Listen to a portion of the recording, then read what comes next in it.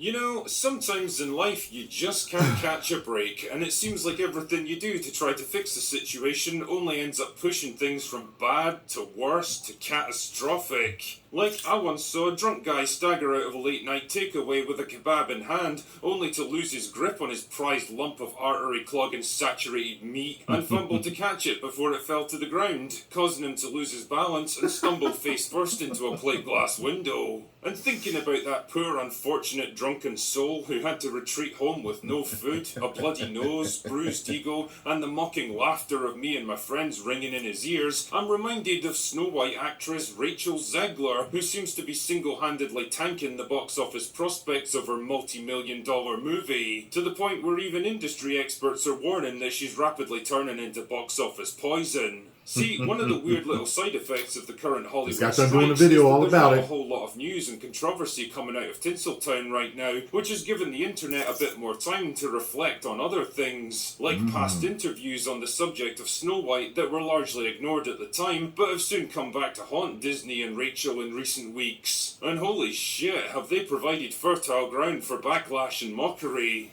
I was scared of the original cartoon. I think I watched it once and then I never picked it up again. I just mean that it's no longer 1937, and we absolutely wrote a Snow White that is not going to be saved by the prince. She's not going to be saved by the prince, and she's not going to be dreaming about true love. She's dreaming about becoming the leader she knows she can be, and the leader that her late father told her that she could be if she was fearless, fair, brave, and true. Reality is that the cartoon was made 85 years ago, and therefore it's extremely dated when it comes to the ideas of women being in roles of power. I'm gonna stand there 18 hours in a dress of an iconic Disney princess. I deserve to be paid for every hour that it is streamed online. But it's really not about the love story at all, which is really, really wonderful. And whether or not she finds love along the way is anybody's guess until 2024. This is a compilation. All of Andrew's scenes could get cut. Who knows? Shy. Followed by another compilation.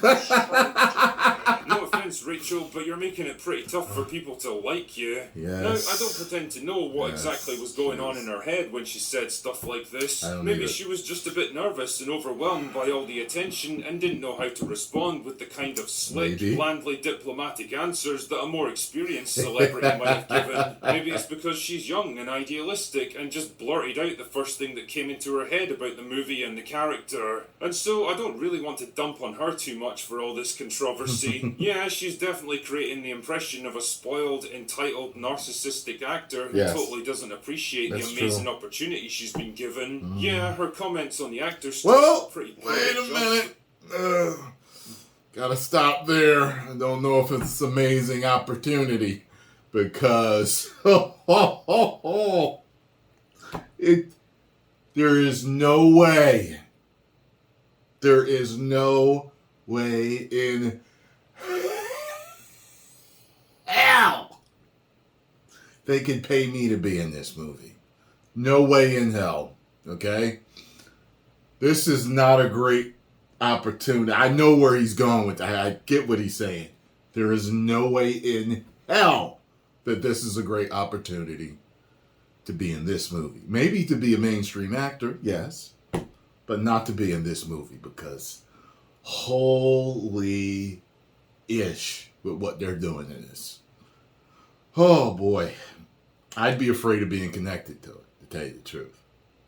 For someone getting paid more from one movie than most actors make in their entire lives. And yeah, the things she's saying about Snow White make it seem like the very antithesis of the animated classic that stood the test of time, a lot better than her own movie's likely to. But really, when you get right down to it, she's just another dumb actor saying what she thinks people want to hear. The bigger problem is the studio culture that someone like Zegler represents, because you can bet your left arse cheek that most of these talking points were handed to her directly by the PR people at Disney. Probably. Yeah, she might not have phrased them in the most elegant way, but the sentiment they represent is dead on brand for a company that's become the studio equivalent of a snake eating its own tail, desperately cannibalizing their back catalogue of classic movies in an increasingly futile attempt to stay relevant. See, when it comes to their other live-action remakes of animated movies, they were generally smart enough to stay pretty quiet about the little changes they were sneaking in for modern audiences. Yeah, sometimes actors and writers would slip up and say a bit more than they were supposed to, and things got a bit more overt with Peter Pan and the Little Mermaid.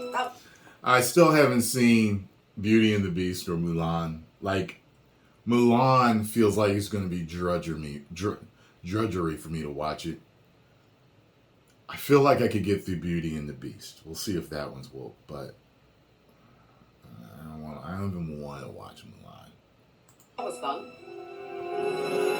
But for the most part, they were content to pay tribute to the originals and market the remakes as respectful adaptations. Right from the off, though, they seem to have taken a very different... Isn't that the Cinderella where they made it, where they gave her a fairy godfather or something like that? I don't know, whatever.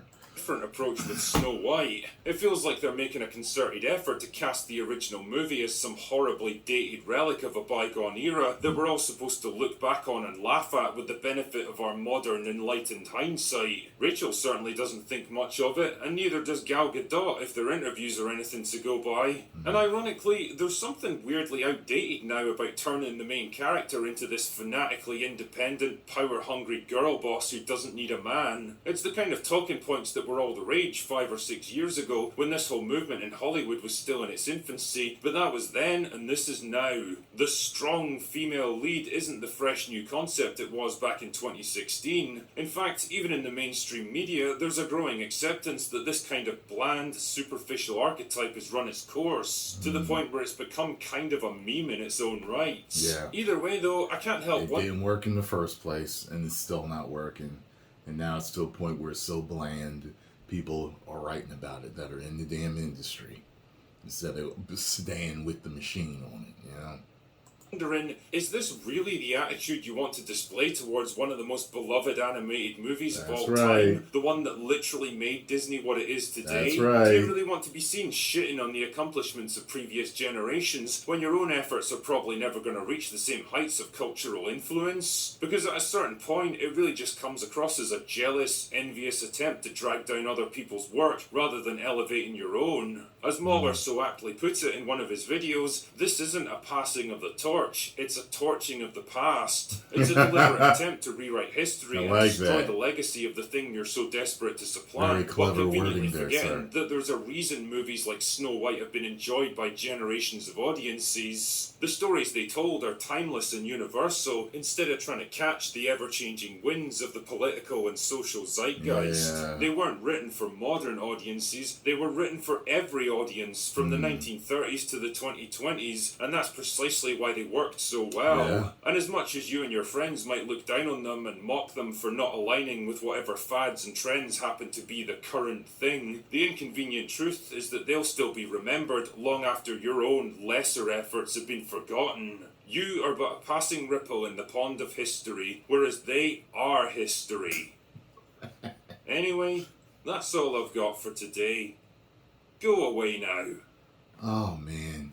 You know what bothers me about this? I feel like the drinker's energy was down in this. I could hear it in his voice. I hope everything's all right in your personal life, drinker. But if that's not what the case is, if it's this movie and the entertainment industry just beating you down and making you tired, I'm sorry. I hope that you get through it, because my God, you know, there are certain days that I wake up and I'm just like, I don't want to do this, man. I don't want to talk about this. But you know, people are waiting for it. People are waiting for my entertainment. Because while we are going through sheer hell right now with the entertainment industry and stuff we love being destroyed, not all heroes wear capes. And it's up to my entertainment, as well as yours and the rest of us YouTubers out there fighting the good fight, to bring some smiles and entertainment to people to help us all keep going. So, thank you for your entertainment, drinker, as well as everybody else that fights the good fight against wokeness and charges on to bring great entertainment back to everyone.